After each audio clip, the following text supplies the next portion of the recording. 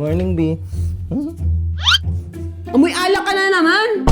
Uminom ka na naman kagabi, no? Di pa ako nagtututbrush kasi. Baka sinungaling mo. Ano magalit? Minsan lang naman uminom eh. O ba't nagsisinungaling ka? Eh kasi dapat maaga ako mauwi kagabi eh. Si Kiling nag-request pa na isang bote. Ano magalit? Ano nagawa mo? Dapat bago-baguhin mo yung ganyan lifestyle mo. Bigit na mo yung tiyan mo. O mas malaki pa sa tiyan ko. Grabe ko naman. Tandaan mo, hindi ka na pabata. Patanda ka na.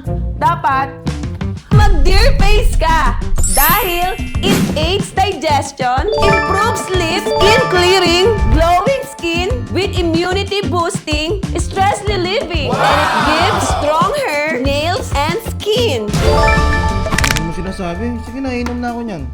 Hindi lang dapat kailangan pag uminom ka nito, sabayan mo ng exercise, jogging, para lumiit ang tiyan mo, laki-laki ng tiyan mo, kasi laki ng huso mo. Grabe naman to.